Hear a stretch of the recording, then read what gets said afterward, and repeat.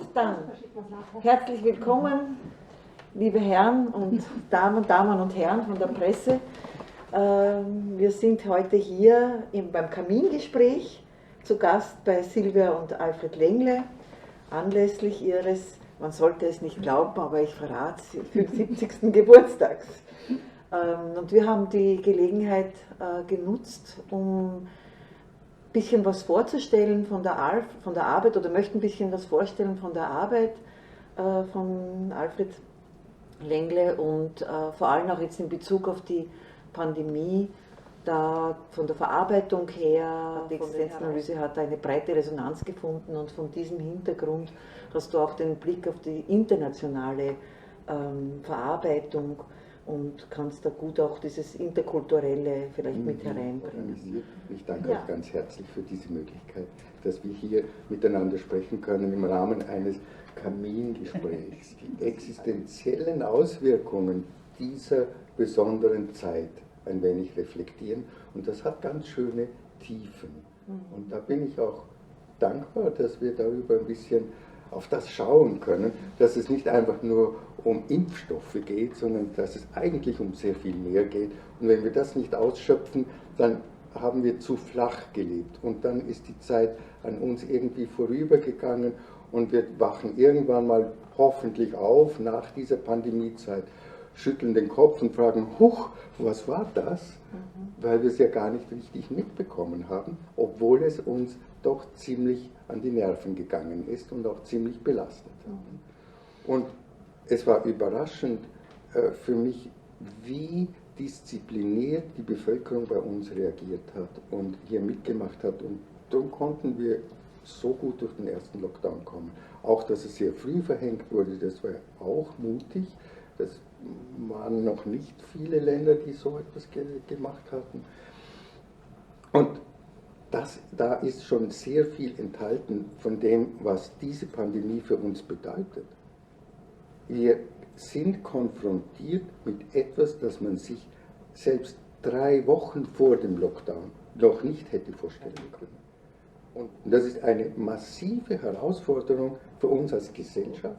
Und das hat uns vor Augen geführt, ein Grundgesetz der Existenz. Es gibt keine Sicherheit. Also nichts ist sicher außer unser Tod. Und wahrscheinlich existieren wir nicht einmal, das können wir beweisen. Das ist ein Skandal der Philosophie bis heute. Wir sind da, wir glauben, dass es uns gibt, aber vielleicht schlafen wir. Vielleicht ist der Tod das wirkliche Erwachen. Und was wir jetzt haben, ist nur eine Vorläufigkeit. Das alles wissen wir nicht.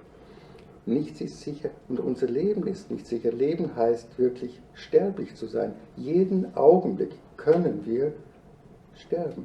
Wir sind nicht erst sterblich am Ende unseres Lebens, sondern wir sind es schon vor der Gelegenheit. Dieses Leben ist mehr Gelegenheit als eine Tatsache, eine Chance. Und wenn wir diese Gelegenheiten nicht ergreifen, dann haben wir nicht gelebt. Und wenn ein Wachrütteln. Eigentlich ist Corona ein existenzielles Wachrütteln. Dieses Bewusstmachen der Begrenztheit, der Vergänglichkeit und dieses Zurechtstutzen unserer unreflektierten, sich eingeschlichen habenden Überheblichkeit. Aber existenzielles Denken, Existenzphilosophie macht uns deutlich, wir sind in diese Welt gestellt, gesetzt, geworfen, heißt, dass ich auch immer gefordert bin, dass ich mich immer auch abgrenzen muss, dass ich auch immer im Dialog sein muss, nicht nur abgegrenzt leben kann, sondern ohne Austausch gar nicht sein kann. Die psychischen Folgen waren am Anfang zunächst einfach ganz große Verunsicherung, und in der stärkeren Form der Verunsicherung mündet Verunsicherung in Angst. Verunsicherung, wodurch entsteht Verunsicherung?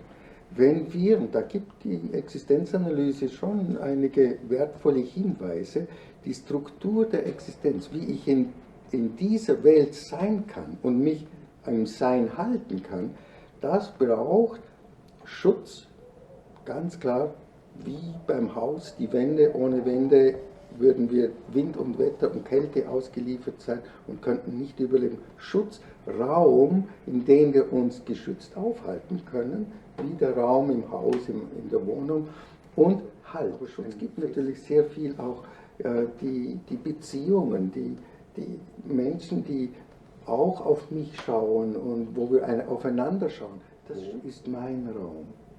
Und habe ich Raum in mir?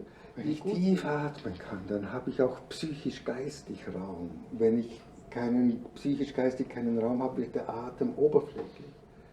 Und Halt. Was gibt Halt? Da gibt mir natürlich verlässliche Beziehungen, sind ein großer Halt. Halt gibt mir natürlich der Boden, der physische Boden, alles, worin ich stehe und die Regelmäßigkeit, alles, was verlässlich ist und wo ich vertrauen kann, da erlebe ich Halt. Angst ist das Gefühl, es könnte sein, dass ich nicht mehr sein kann. In beiden Fällen, bei der Verunsicherung schon gilt, was nun bei der Angst erst recht gilt, nämlich, dass wir darauf schauen sollen, dass wir genau schauen sollen, hinschauen sollen, wahrnehmen, was ist wirklich der Fall. Worauf kann ich denn aufruhen und mich verlassen? Wenn ich da konkret mir das überlege und sage, ich kann mich auf meine Partnerin verlassen, ich kann mich auch auf mich verlassen. Für die Angst reicht das nicht. Für die Angst braucht es dann noch eine stärkere Konfrontation. Also nicht nur ein Hinschauen, sondern hinschauen und mich konfrontieren mit der Möglichkeit. Weil Angst ist ja die Möglichkeit, dass etwas passieren kann. Angst heißt nicht, dass es schon eingetreten ist. Das heißt, es kann passieren, aber es ist noch nicht geschehen. Ja, was würde ich tun, wenn ich das Virus bekäme? Wie wäre das für mich? Und welche Konsequenzen hätte das?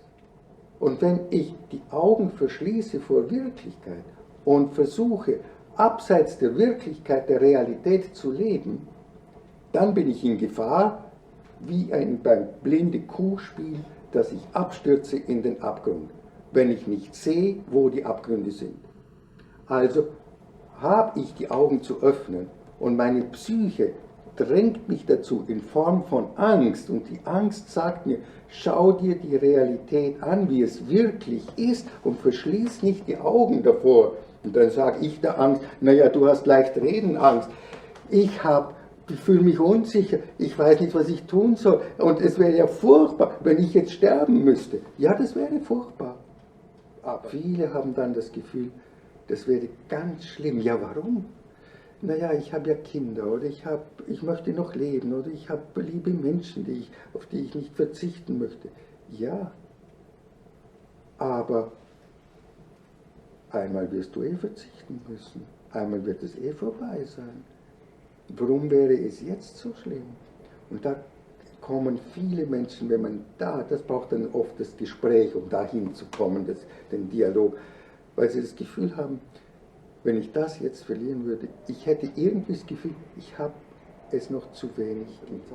Nicht nur als Schutz gegen die Depressivität, sondern auch als Schutz vor allem gegen die Ängstlichkeit, weil Leugnung, Conspiracy, also Verschwörungstheorien, die geben den Menschen das Gefühl einer Sicherheit.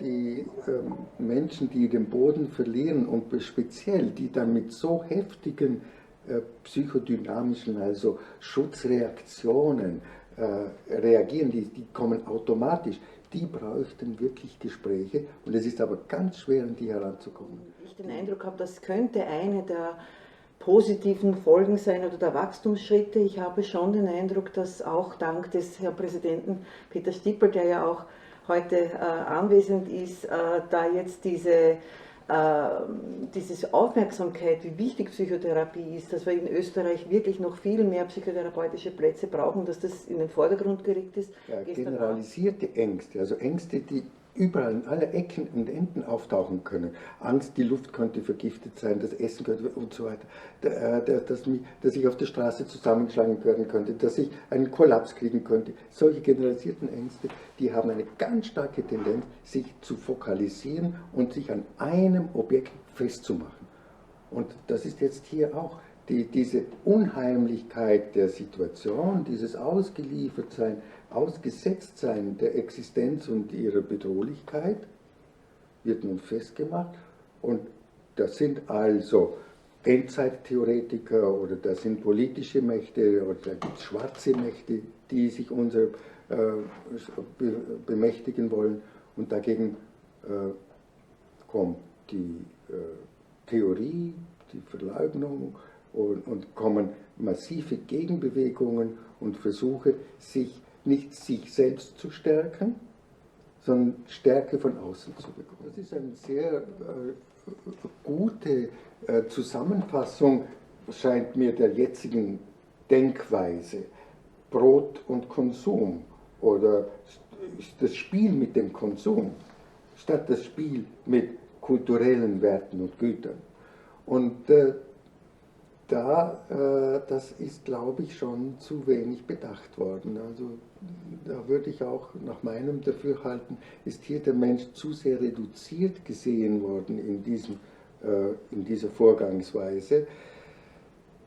Ich spreche leicht, weil ich nicht die Verantwortung trage für steigende Zahlen. Und es gibt leider, man hat das bei uns schon verabsäumt, obwohl man bei uns in Österreich durchaus gute Untersuchungen gemacht hat im Schulbereich, im pädagogischen Bereich, aber der Nachweis, inwieweit zum Beispiel Infektionsketten durch kulturelle Veranstaltungen entstanden sind, das ist empirisch nicht untersucht worden. Man hätte das von Anfang an gleich machen können, oder über den Sommer, bis es wieder offen war, bis in den Herbst hinein. Hätte man das gemacht, hätte man Datenlagen, mit denen man belegen könnte, dass vermutlich, ich vermute das jetzt deshalb nur eine Vermutung, die kulturellen Veranstaltungen mit diesen Maßnahmen, wie du, Gabi, eben beschrieben hast, nicht zur Infektionsvermehrung beigetragen haben. Das ist jetzt auch sichtbar, ja, weil die Italiener fangen halt dann auf den Balkonen zu singen an, aber die Österreicher gehen dann ja zum Teil nicht einmal in die Trauer. Wir haben ja auch nicht getrauert um das. Ich habe Musicalkarten sozusagen, habe ich gemerkt, ja, gehen wir halt nicht. Und dann habe ich gemerkt, ich bin traurig. Und dann habe ich aber erst mal, ach so, mir fehlt da was, weil mir wird es gar nicht so bewusst, dass es eigentlich etwas ist, was wirklich ein Verlust jetzt ist. Auch wenn ich sage, na, dann gehe ich halt ein halbes Jahr später. Aber jetzt ist mein Leben ärmer geworden und die nicht gelebte Trauer ist die Depression, und ich glaube, da haben wir dann, oder das Hysterische. Ja, genau.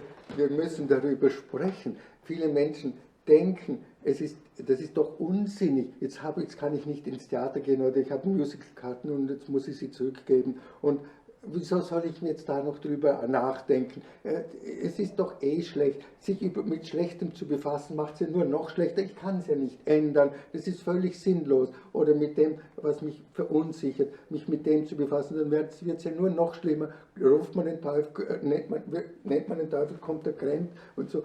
Alles diese Dinge, das ist psychologisch gesehen eine Schutzreaktion und therapeutisch gesehen genau das Falsche. Und das müssen wir Menschen sagen. Befasst euch mit den weißen Flecken auf eurer Landkarte. Befasst euch mit dem Schmerzlichen. Das gehört zum Leben dazu. Und wenn wir es nicht integrieren, sondern draußen zu halten versuchen, leben wir gegen die Realität. Und wer gegen die Realität lebt, rennt sich den Kopf an. Wenn man sich so vorstellt, dass wir in 10 Jahren noch einmal so in der Runde zusammensitzen und wir machen eine Liste, was hat sich denn verändert seit diesen schwierigen Jahren 2021, da werden sicher einige Punkte kommen, so brainstormmäßig. Und wenn wir die dann bewerten, was davon war gut, dann glaube ich, dass wir sogar sehr sinnvolle und gute Sachen aus dieser Herausforderung ziehen werden. Und mir hat es so gut von Ihnen gefallen, Herr Professor, dass Sie gesagt haben, eigentlich macht uns das nur etwas bewusst, was ohnehin immer vorhanden ist, was wir verdrängen, die Fragilität unserer physischen Existenz. Also das Web gibt uns mehr Information, aber auch viel mehr Verunsicherung, weil man eben alles finden kann. Und jeder sucht mehr nach dem, was einen bestätigt, als nach dem, was einem ein Widerspruch zu einem ist. Danke, Susanne, nochmals. Und danke euch allen für euer Kommen und für euer Mitmachen an diesem Werk der Verbesserung der psychischen Befindlichkeit in Österreich, die auch Auswirkungen hat, nicht nur bis in die Wirtschaft, sondern auch in die Politik. Und das ist heute auch deutlich geworden, wie wichtig hier Psyche für Körper, für Erfüllung im Leben, aber auch für Gesellschaft, Gemeinschaft und Politik ist. Dankeschön.